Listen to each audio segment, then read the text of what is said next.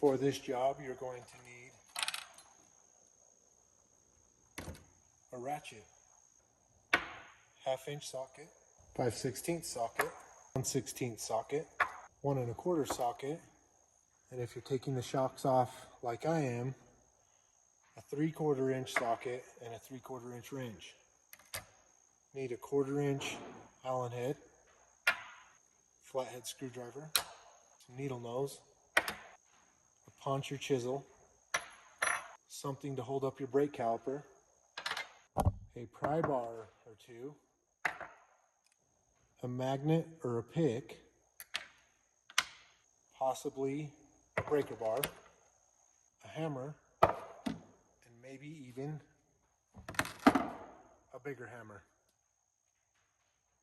First step is you want to get your 1/4 inch Allen head and take this bolt out.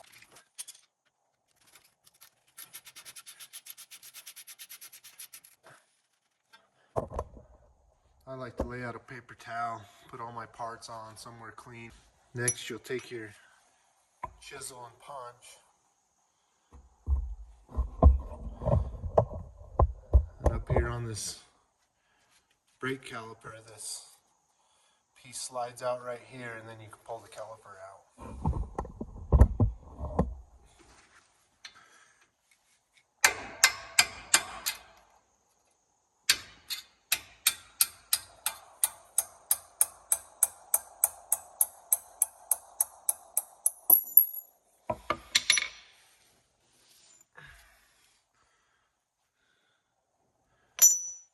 The spring went fly on the other side.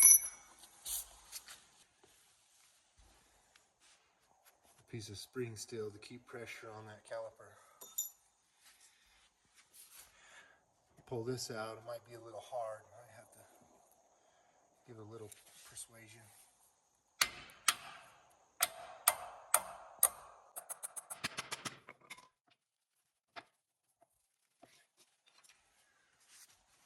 Maybe a little pry bar.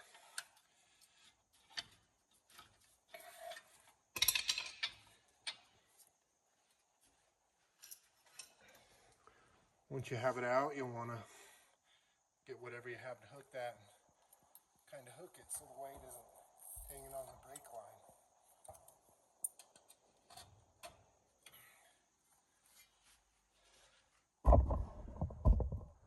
I hooked mine off the upper control arm. The rear pad will stay in there. Now's a good time to inspect them and see if you want to replace them while you're in here. It's also a clip. Well, it stayed on the pad, but sometimes they stay in this old spindle. Now this procedure should be the same on the C10s and C20s, but the C30, you got this really big rotor here.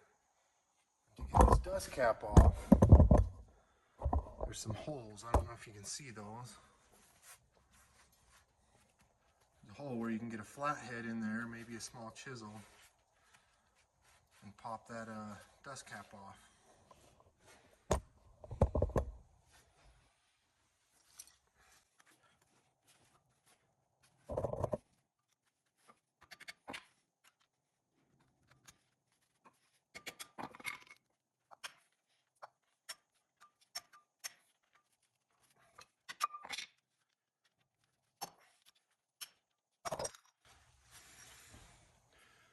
There it is.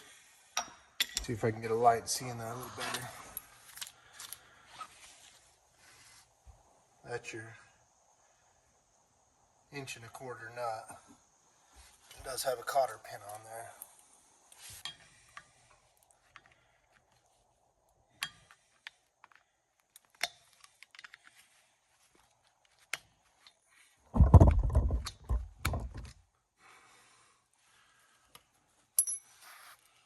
This nut shouldn't be really tight. You just want to get it snug enough that it's not putting a lot of pressure on your bearings, but it doesn't have any movement in your rotor either. A lot of times you can just spin these off.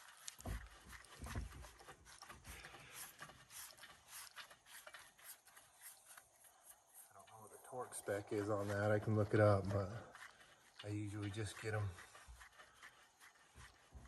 snugged up, make sure there's no movement in this, and it still spins really good.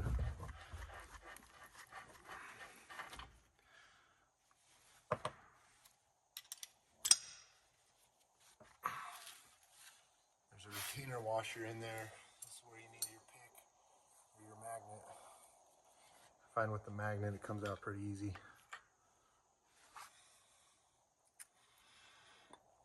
There's a bearing, this front bearing will come out. The rear one will stay in the rotor unless you're going to be replacing it.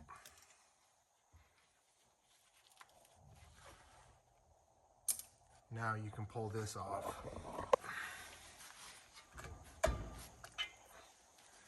There's that rear bearing.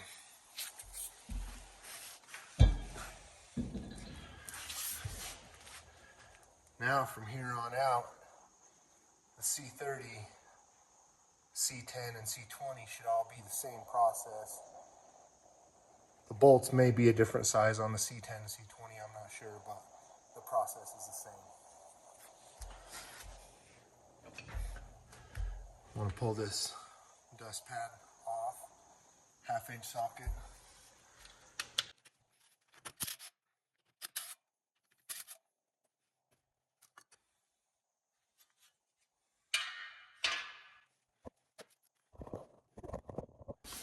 Next you want to take off this cotter pin and castle nut off this tie rod.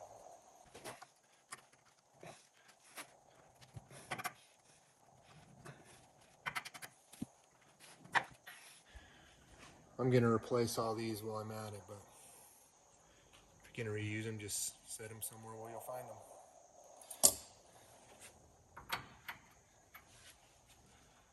This one's a 15/16.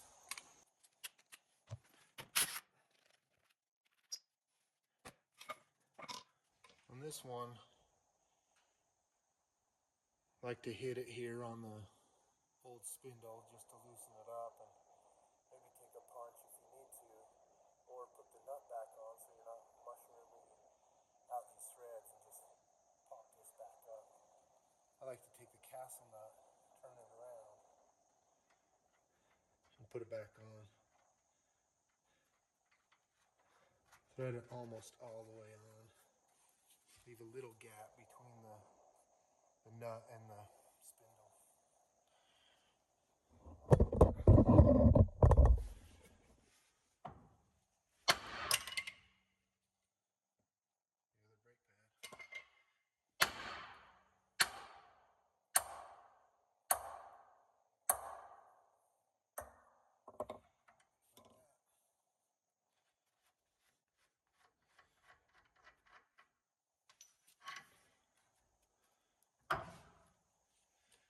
Before I start on these other ones, I'm going to put a jack under. Just want to bring your jack up close, but not touching. Make sure your jack's set real good. I also like to wrap a paper towel around this old spindle just because it's got a lot of grease on it. I don't want to be rubbing up against it, getting grease on my clothes. I like to start with this top ball joint. So right now the coil spring is pushing all this pressure down. It's pushing pressure down on this one, which in turn is coming up to this one. And this one right now is resting on this. So it's got a lot of pressure on here. So once you get this cotter pin out and this nut loosened but not off all the way, same thing. If you just hit this spindle right here, this big cast part, you should pop it free.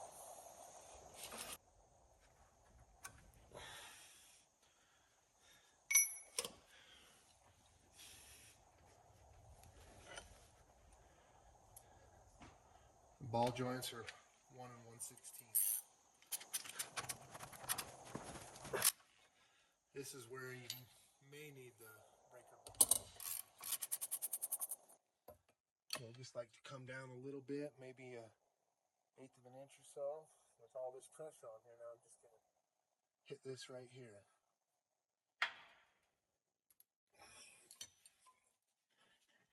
should just, once it gets it free, you'll see this pop kind of separate from the two.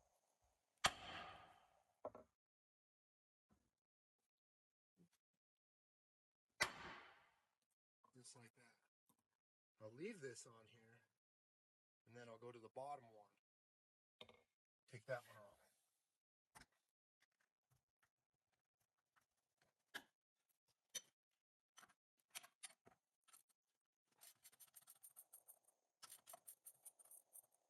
Same thing, I'll just loosen this nut up. I won't take it off all the way.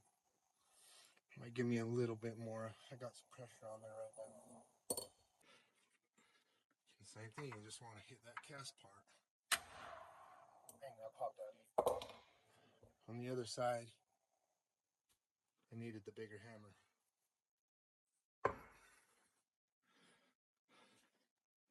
Now we can finish taking those nuts off the rest of the way.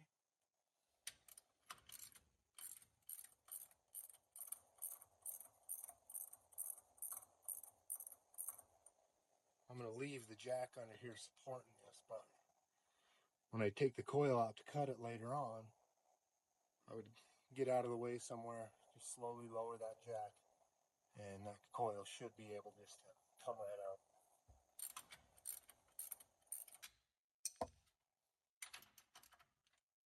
Yeah, I'm still spinning that ball joint.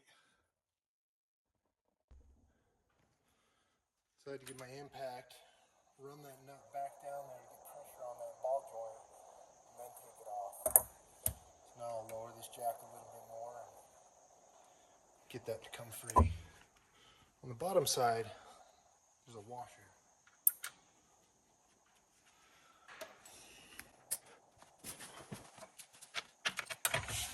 And it's free.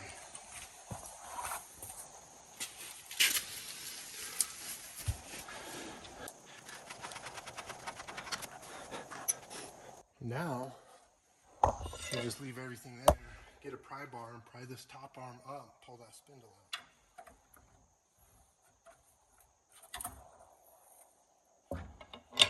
Pull it out. Your old spindle. Right now is a good time to inspect your ball joints and replace them if necessary. These ones ain't bad, so we're going to leave them on, just put the new spindle on. From here, you just go in reverse order, put it back on.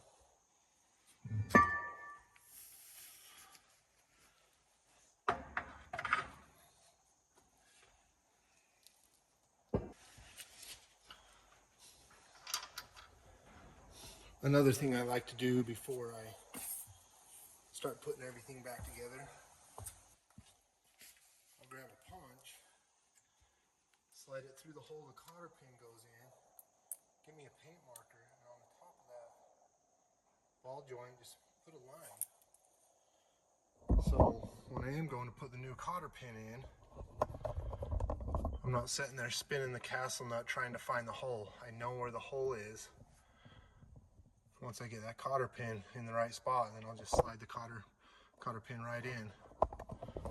I'll do this on all these ball joints.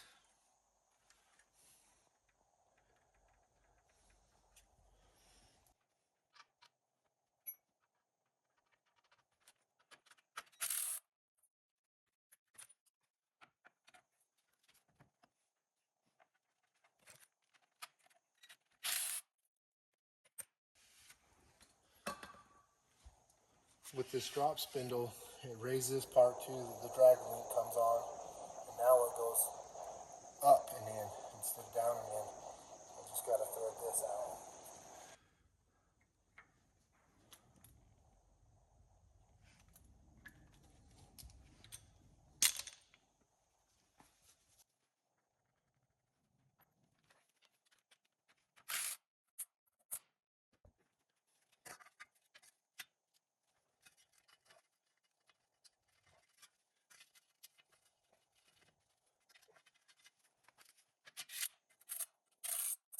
Before I put the rotor back on, I'm going to make sure this is really clean, and I'm going to put a ton of grease back on.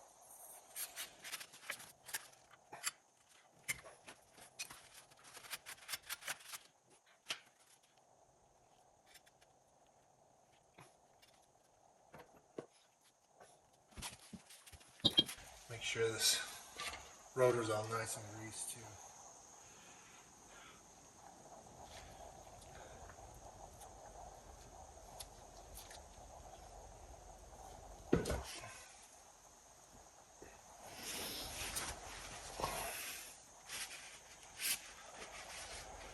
Now's a good time to inspect your bearings too and replace them if needed.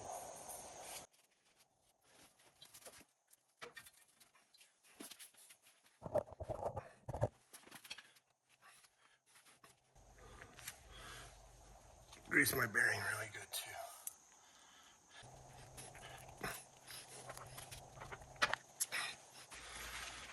Make sure this washer's clean. Anything that might have fell on it while it's sitting out here.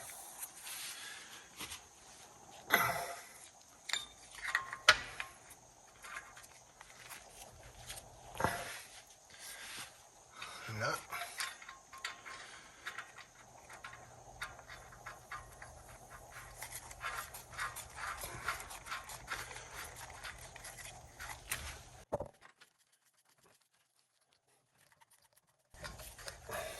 As I'm tightening this, I'm not using a wrench, I'm just using my hand. I'll wiggle this, make sure it's on there. Bearings are set in place, and just get it tight. Make sure that still spins.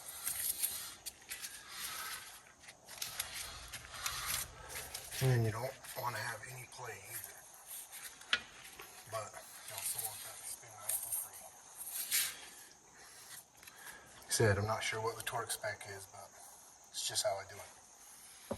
I'll put a new cotter pin in there, dust cap back on, and we'll get to the brakes. New cotter pin.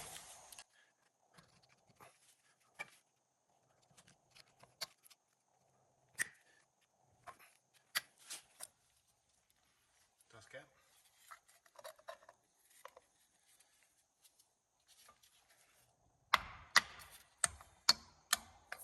Now for the brakes. I like to put a little bit of grease just on these ears. Don't need a lot.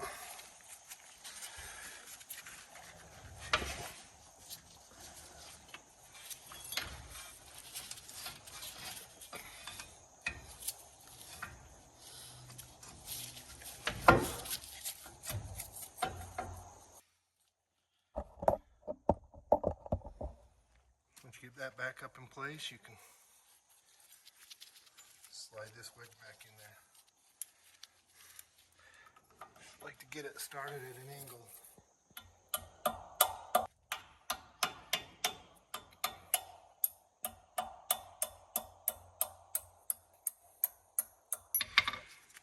Put the Allen head bolt back in.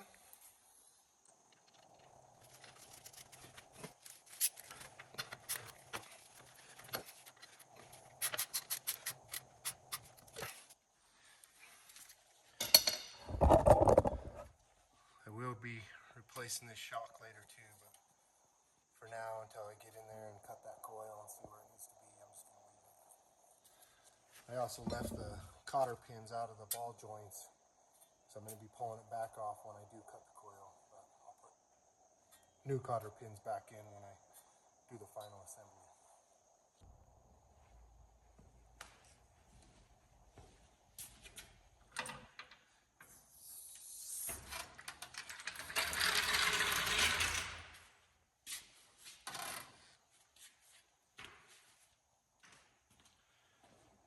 There it is for now, until we get that 454 in to see where the suspension's going to settle.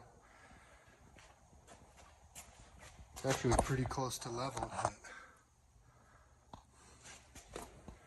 it's starting to look like it should. Low and mean.